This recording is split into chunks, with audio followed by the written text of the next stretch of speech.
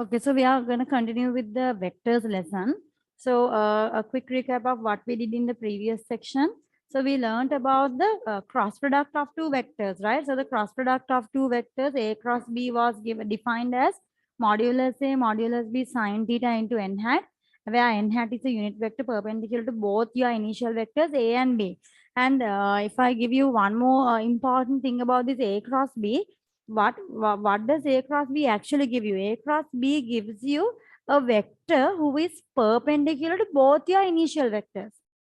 Okay, so A cross B gives you a vector. The cross product gives you a vector who is perpendicular to both the two initial vectors. Okay, so then I mean that's basically how we got. I think you saw that when we did the previous part. So when I gave you I cross J, so we did sums like that, right? Yes, so when we did here I cross J, do you remember me? I told you how to use the right hand rule.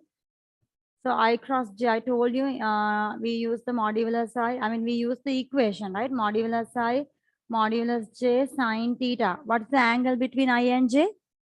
That theta is the angle between the two vectors. But obviously I and J are two what? Perpendicular vectors, right? So sine 90 into n hat. So who is n hat? N hat is a unit. N hat is a unit vector who is perpendicular to both I and J. So then I told you here by using the right hand rule, you need to decide whether it's a positive. Now obviously before we go for positive negative, you should know who is the vector who is perpendicular to both I and J, because the cross product gives you a vector who is perpendicular to both the initial vectors. So I cross J should produce a vector who is perpendicular to both IJ, and that is definitely K. And K is, K is a unit vector along the Z axis. Okay. So then the answer should be K, but now you need to decide whether it's positive K or negative K using the right hand rule. So then I told you how to use the right hand rule in an easier manner. So instead of going with that, I told you to go with this to check with this rule. So what you do is, if you have I cross J, if it follows this particular order, if it goes along with these directions, the arrows, then it's positive. If it's going against this direction, then you can mark it negative. So here I cross J is going according to this arrow, isn't it? So in that case, we get what your n hat will be positive K. Okay, is that clear? So these are the things we discussed. Modulus I is 1, a unit vector along the x-axis. So definitely modulus I is 1. Modulus J is 1. Sine 90 is 1, and n hat will be K. So basically I cross J is K. So these are things that we discussed earlier. So then what I want to emphasize here is always what the cross product gives you a vector who is perpendicular to both the initial given vectors. Okay. And then we also learned another really important part in the previous section, that is, if two vectors are parallel, what happens? If you get the cross product of two parallel vectors, what would you get? I cross I. What do you get? You get 0. Why? Because the angle between the two I vectors is 0, because it's modulus I sine 0. The angle, I mean, basically we use the A cross B rule. A cross B modulus A modulus B sine theta into n hat. So your theta would be 0 if you have two parallel vectors. So sine 0 is 0, which means for any, if you whenever the cross product is 0, whenever you see the cross product becoming 0, what do you realize? The cross product is 0 only if the two vectors are parallel. Okay, for parallel vectors, the cross product is 0. I think we wrote about these things in the previous section, right? And then we learned some really important things in the earlier part. Also, we learned how to find the cross product when you have two full scale vectors. I told you how to obtain the cross product by using what? By using the determinant, because you saw the manual method of getting the cross product is not really easy, because you have to open the brackets, and we did this in the previous part. So it's quite long. So I also taught you how to get the cross product by using determinants. Okay, so shall we continue on that? Let's do another one on this. So this was question number 3, right? Okay, so let's try another one.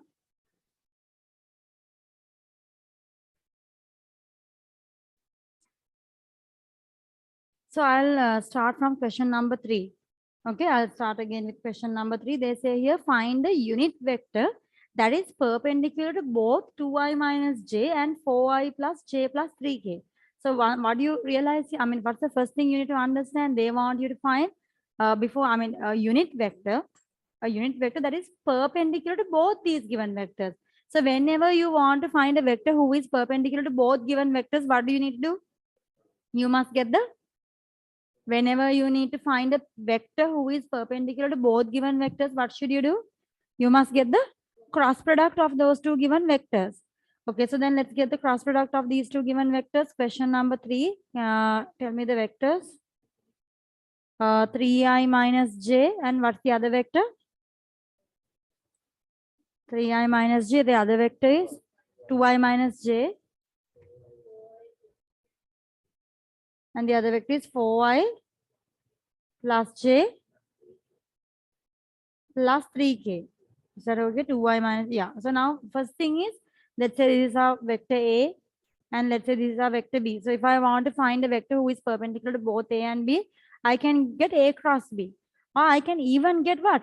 B cross A. However, you should know there's one important thing about A cross B and B cross A. Do you remember in the earlier section I told you? A cross B, B cross A is not exactly the same, but there will be a negative sign. That there is a difference between the sign. Okay. So anyway, both of these vectors are perpendicular to the original vector A and B.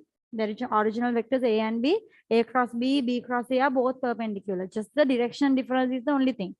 Okay. Okay, so then let's get it done here. A cross B. How I'll get A cross B? How do I get that? Let's get the determinant of a 3x3 matrix. First I write I, then I write J, then I write K. In the first row, I'll write the elements of A. So what do I get here? 2i minus 1, 0. Is that okay? And the other one?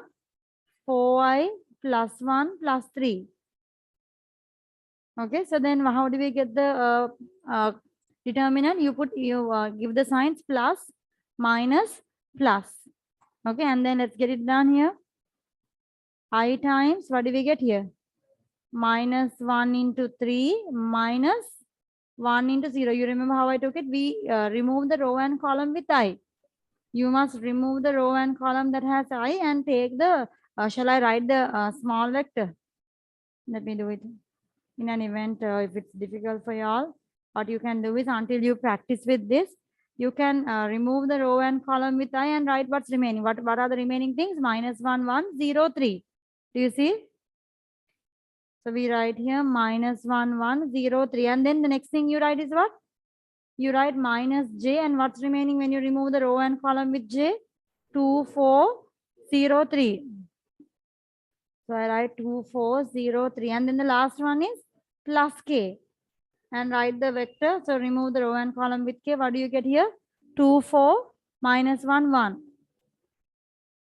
2, 4, minus 1, 1. Okay, now let's get the determinant of the 2 by 2 matrix. So I get here I times minus 1 into 3 is minus 3, 1 minus 1 into 0 is 0. Then minus j times 2 times 3 is 6.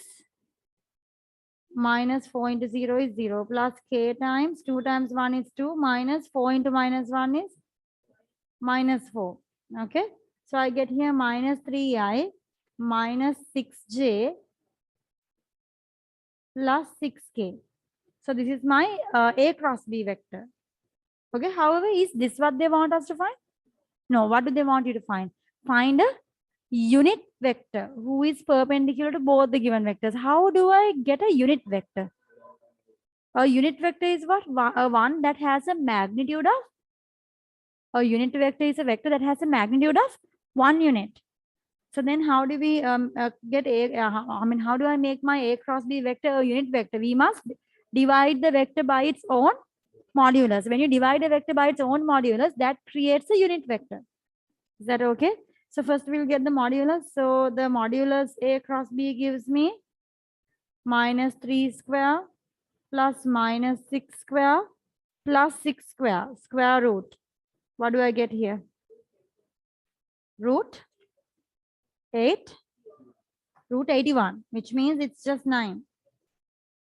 Which means it's simply 9. Then let's get the unit vector who is perpendicular to both A and B. So you get your vector minus 3i minus 6j plus 6k and divide it with 9. So what do we get here? Minus 3i over 9 is minus 1 over 3i minus 6j over 9 is minus 2 over 3j plus 6 over 9 how much? 2 over 3k. So this is the unit vector who is perpendicular to both A and B. Okay. Make sure you separate the vector and give the ijk components separately.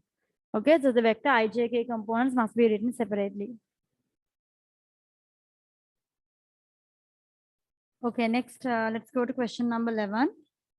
They say here the line L1 has equation I minus j plus lambda times I plus 2j plus 3k. And the line L2 has equation. So they've given another line, okay? R equal to y plus j plus k plus mu times 2y minus j plus k. Okay, basically they've given you two lines.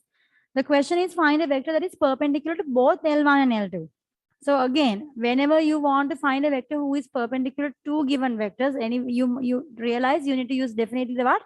The cross product of the two vectors. Now the problem is if you want to find a vector who is perpendicular to two given lines, what do you take the cross product? Do you take the cross product of the entire line as a vector, or is there something very specific you need to take the cross product of? You need to take the cross product of what? You know, in a line, we divide the line into form R equal A plus TB, or we say R equal A plus lambda B, isn't it? In P4 vectors, you learn R equal A plus lambda B, where A is a position vector on the line and B is a direction vector on the line. So therefore, what we do is if you want to find, I mean, B is what defines the direction of your straight line. So basically, if you want to find a vector who is perpendicular to the two given lines, you need to take the cross product of what? Take the cross product of the two direction vectors. Okay. Who is the direction vector of the first line? The direction vector comes with the parameter. So who is it? The one with the lambda. So it is I. That means 1 plus 2, right? 1 plus 2 plus 3. I plus 2j plus 3k.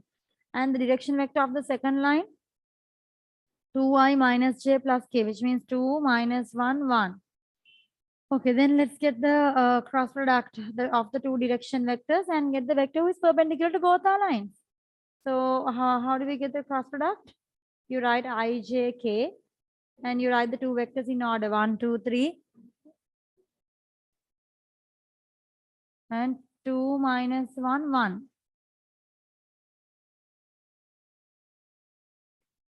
Input plus minus plus here. And let's get it. The cross product gives me I times, remove the row and column with I.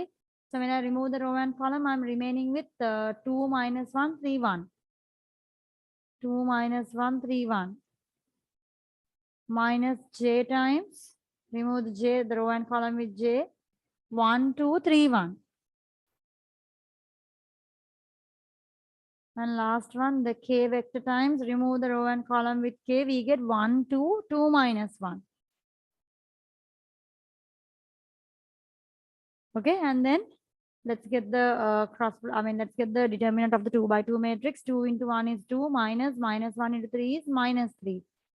Minus j times 1 into 1 is 1, minus 2 into 3 is 6. Plus k times 1 into minus 1 is minus 1, 2 minus 2 into 2 is 4. Do you agree with me? And then 2 minus minus 3 is 5y. This is 1 minus 6 is minus 5. Minus 5 into minus j is plus 5j. The last one is minus 1 minus 4 is minus 5k. So this is the vector who is perpendicular to both the lines. So basically you can see it's actually 5 is common to everyone. Now you are getting a vector that is perpendicular. Now they are not asking here for a unit vector. They are just asking a vector. Basically this is again a direction vector. So actually you could leave your answer for the direction vector. Now a direction vector who is perpendicular to both the given lines, you could leave your answer even in the simplest form, ij minus k. Even this is correct. Basically any multiple of ijk also would be correct. Why? Because we are talking about direction. This particular vector gives me the direction that the direction that the vector must be in order to be parallel to the two given lines. You could take any multiple of ijk. So actually you could leave your answer like 5 by 5j minus 5k because you got it. But just to give you an idea, it could be any multiple of this as well. Okay, why is this a position vector? No, position vectors would be very specific. Then you can't change it. Then you can't take multiples. But when it's a direction vector, we can definitely go with multiples. Okay. Right.